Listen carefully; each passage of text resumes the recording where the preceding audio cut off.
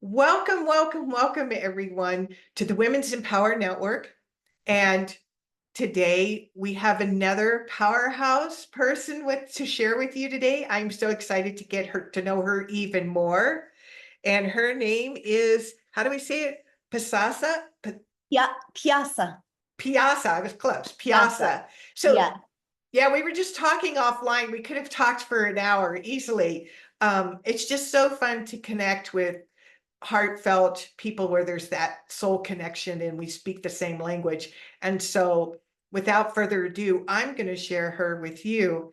And if you would, let us know a little bit about how your journey, your story, how did you come into this knowing that you have now that led you to this work that you do? Hmm. Yeah. I think that's a big question. Thank you so much. And it's a delight to be here and to meet you, Jenny. Thank you. Thank you. So I would say that the work that I'm doing these days is really a culmination of my own devotion to my healing path, to my own personal growth work and development, and also really to overcoming trauma. So a lot, and then that was supplemented by a lot of years of training in trauma-informed practices and embodiment work and somatic sexology. So the work that I share really comes out of a deep desire to help create safe places for people to come back to their bodies, come back to their self with a capital S, to overcome the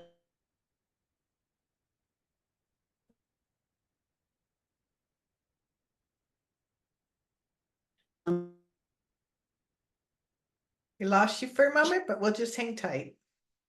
okay. Okay, you're back. So go Yeah, ahead. I'm coming from Mexico. Coming from Mexico, so that it's sometimes unstable, the internet. So let me summarize. I was saying that, yeah, the work that I share is really a culmination of my own path and my own training, and a deep desire to create safe places for people to experience and work with the therapeutic benefits of psychedelics, so that they can really come back to the body, to get out of the head and come back to the essential self and true embodiment, really, because we are, I believe, spirit in form in this physical body, and our essential self cannot be damaged. It's there, right? So it's, how are the best ways? My passion is, how are the best ways that we can come back to the self, so that we can bring what it is that we are here to share in this, for what we know for certain in this one lifetime, right? Maybe we have more, but we don't know. So let's do it, right? Let's come here together and heal. That's my excitement. Well, thank you for sharing it with us. And so you mentioned psychedelics. So I'm wondering, did you have like experiences yourself? Is that how you kind of came on this path? Yes, thank you for asking. So I had never heard of ayahuasca about 30 plus years ago.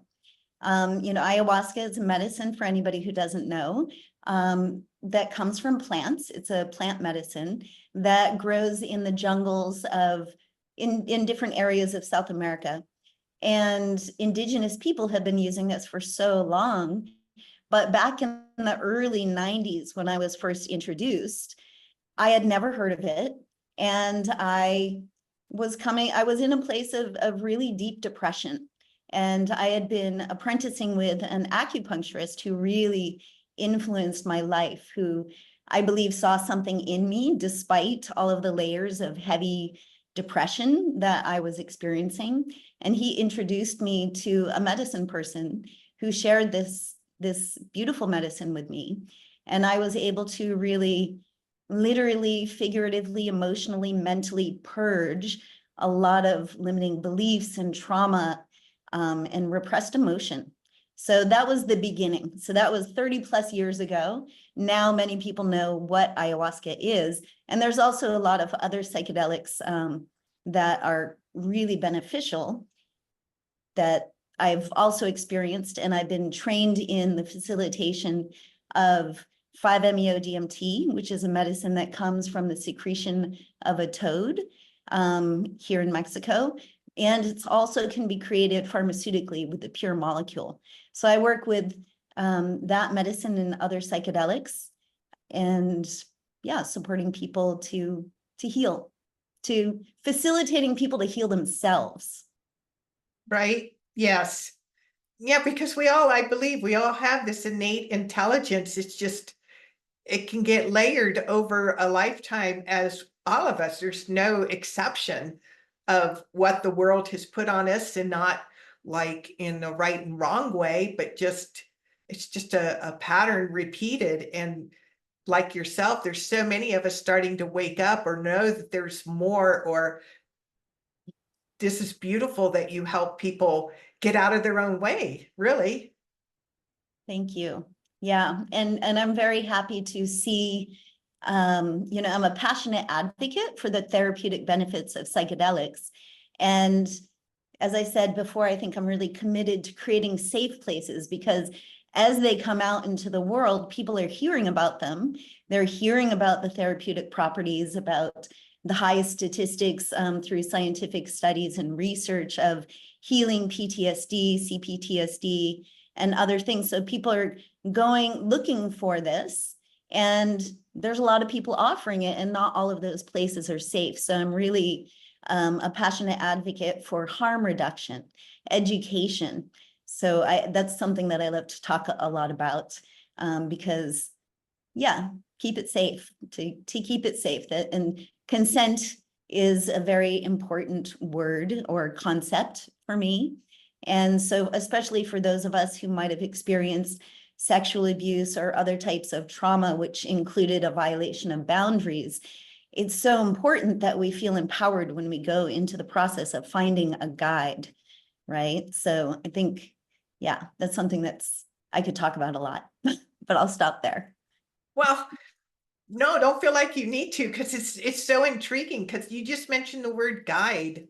So you're not referring to yourself, are you? You're referring to an inner guide?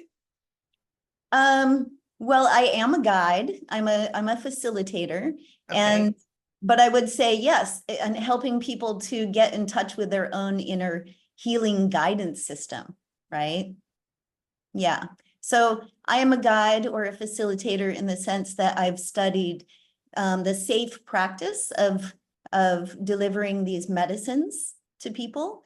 And I've also learned trauma-informed modalities to help keep people safe so that they can explore that in a safe way. Does that answer the question? Well, it does. I mean, it does. It I answers can say more. Yeah. No, well, because what came to mind too, I think what might come up, because initially the ego we were talking about earlier, the personality, the initial idea or thought that could come up, it's obviously it could be fear. And I love that you create this safe place so that they can experience the fear, but then also move through it. That's right. Yeah. And so consent is a really important piece, because in some of the spaces where medicine is being offered today, there are people who are abusing their power. They take the position like as an authority position on psychedelic facilitation, and there's not a lot of regulation happening in this world. So I'm actually teaching consent considerations at 5, which is a school for the certification of 5-MeO-DMT facilitators here in Mexico. So I'm a guest teacher there. I teach one aspect of that. And it's just something that's really near and dear to my heart. And that is one way to help create a safe place, is that everybody has informed consent, right? We have to let people know all of the risks and possibilities of working with any medicine or doing any kind of practice, right? So that it's such a big subject, but and then also speaking about the fear, which is such a good comment that you shared, is that in the process that I share, I work with people in containers. So it's not you just go in and you go down to the jungle and you do this one and done kind of experience, and then you're back in the world, like, what am I doing? So I actually help people to prepare. We do preparation work. Then we have the experience, they have the experience. And then we do integration work, because what do you do once you have this, you know, this ego dissolution that some of these medicines can bring? How do you integrate that back into your life? That could be very challenging. So having a guide who is looking out for your best interest is very important. And another thing that I find interesting, pharmacologically speaking, is MDMA, for example, which is just very close to legalization in the United States, because it's showing the double-blind studies are showing that it's helping to heal trauma by, like, I think it's 70%, it might be more, just from one experience with the medicine. Wow. And therapeutic being supported through that experience. But it pharmacologically, it takes the amygdala, which is a very important part. Like when we experience something that registers as a trauma in our system, the amygdala can get stuck on, right? That's when we're in fight or flight all the time. So one of the beautiful properties of MDMA, for example, is it relaxes the amygdala, and the default mode mechanisms of our body, like we relax and feel more trust, and we're able to get more deeply in touch with our emotions, which is a big important word for me, is emotional intelligence. Because whatever we repress, we depress. And there's a mental health crisis on this planet right now. Like, let's face it, there is a lot of difficulty for people getting in touch with their feelings or having safe places to express. It's not taught to us, right? Right. Yeah. Yeah. And as we were talking earlier, it's not like, or I said earlier, it's not like about right and wrong, because people can only share what they know. And so you being of service to the world and sharing, you know, when people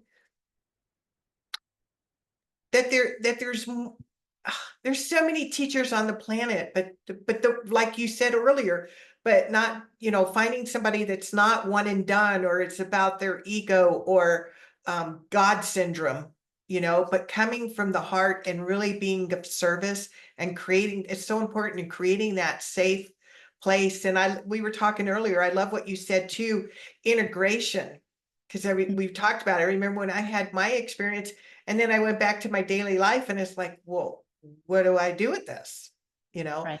So I love that you do that. Is there like a set time frame, you know, that this experience takes place? Is it like a few days, a couple weeks, or is it? Good question. So for different medicines that I offer therapeutic work with, there's different containers. So with the 5-MeO-DMT, for example, it's a 7-week container. People actually come to stay with me for a week, and I do coaching, mentoring during that time. We do a lot of earth-based wisdom practices, connecting with nature.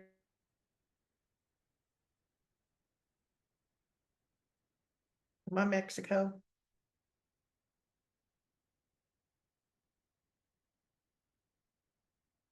Give her a moment to come back. Oh, there she is. I'm so sorry. It happens fairly often here. That's all right.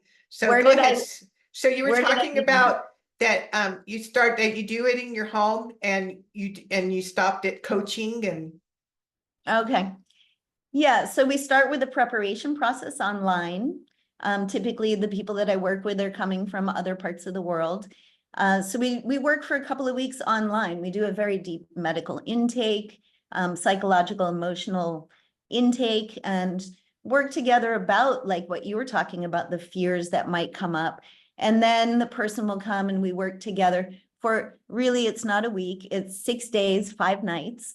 And yeah, that includes mentoring, which is, you know, I'm a somatic sexologist. So I'm weaving together so many different things: earth-based wisdom practices, somatic sexology, trauma healing. so many different things, and embodiment, expression, emotional intelligence, presence, right? Meditation, so many things. So I work with whatever is going to serve that person in that moment. And I also give them a lot of time to just also be alone and to integrate and to do some homework while they're here in this space.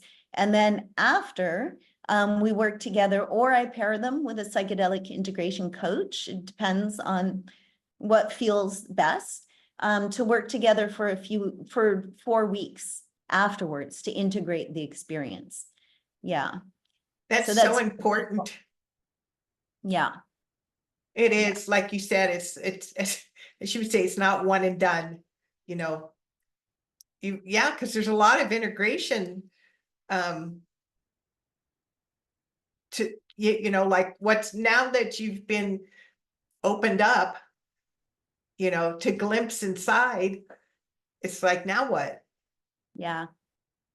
That And is, go yeah. ahead. And I also want to put a big emphasis on preparation. So if you know a little bit about the kind of experience you're about to go into, or we have discussion about, you know, what is ego death? What does that bring up for you? Or what does death bring up for you? What are these, you know, like talking about a lot of the elements that will be touched with this kind of work beforehand can also prepare. So it's not shocking, right? Because trauma is like too much, too soon, too fast. So that can also happen, right? And I think in the psychedelic world right now, there's so much more understanding. It's starting to come out, the idea of integration, thankfully. But what's not being talked about as much is preparation, which is equally important, right? We want to know what we're, and that's what can, you know, let the fear relax too, is we have a safety, a feeling of safety, a felt sense of safety in the body, because we know what we're going into. It's not completely unknown, even though it is still unknown. It's not totally unknown. It's kind of like, it makes me think of the analogy of, you could talk about a Thanksgiving dinner and all the fixings and everything, but until you actually experience it, you don't know, you know, but you can get an idea of it, Right. but you have to experience it to really appreciate it and to get the most out of it. Yeah. How do you describe a felt experience, right? Right. And then everybody is so different. But yeah, the blessing of it all is that this type of work helps people to get in touch with the root cause of things as well, so that we can get back to what I know you appreciate, is that essential self, the self with the capital S, right? So we can move forward and bring into the world what we're here to do. Right, and get rid of all those unnecessary layers that are in the way. Yeah. That Yeah. And is, we can't just spiritually bypass it and just say, well, I'm just going to let it go. You know, I mean, I think I went crazy for years and people would just let it go. Like, how do you let it go? Right? It's actually a process. It's is. really a process of becoming aware of those layers, right? Those stuck layers that prevent us from being sovereign beings, right? It's so much of it, it's unconscious. It's been conditioned into us. It's been modeled to us. It's been passed down from generation after generation. That's so true. And what's really cool about this work too is when you do the work for yourself, not only do you heal previous generations, you heal the future ones. Yes, And absolutely. I love that. I love that. Me I too. I know we could talk all day. I absolutely know this. So what are some final words of wisdom that you would like to share Mm. that comes to mind? I would say that I want everybody out there to know that whatever has happened. And it's not our wounds which can change, it's our relationship to them. And there are many ways to change that relationship. Psychedelics are one of them. It's not the only one. For me, it has changed my life. They have changed my life and really I don't know that I would be alive today. I was really going down a pretty dark road. And I was very fortunate to find guides and mentors and psychedelics to help support me. But yeah, I think to know that it's a process, healing is a process, but it is possible. It just takes our commitment and devotion, and to just catch on to that little bit of desire of self-love, like that can guide you towards your own healing and accessing your own inner healing intelligence, because nobody can do it for you. We are the ones that we have been waiting for. I love that message. I love that so much. And so, ladies, if you really resonate with this, or you're just even curious, we'll be sure to put above this video how you can get in touch with, say it again, is Pyasa? Pyasa. Say it again. Pyasa. Pyasa. Pyasa. I got it now. Pyasa. Yeah. Because I can just feel her beautiful spirit and being of service, and this, and creating this safe container for you to explore, without even, before you even commit. I love this, journey that you take them on in preparation for the experience. It's not just, I love the expression one and done. It's, it's the whole package. What a beautiful gift you are to the world, and this a beautiful journey that you're on. And I can't thank you enough for being here today with us. Thank you, Ginny. I'm so, so grateful. And I look forward to talking with you again sometime. And I also want to just let everybody know that you can get in touch with me. We can have a Zoom conversation. There's no commitment. We have to check each other out, right? And see if we're a good match. So if you have some curiosity, check it out.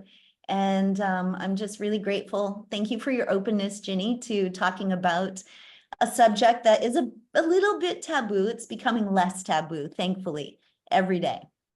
And that's why I'm glad you're here. It's very good to be open, because you never know. It's not one size fits all. That's right. Yeah. And there's many, many paths towards healing. All right. Well, thank you so much for being here. And we will be sure to give you several ways to get in touch so you can learn more about this. Thank you.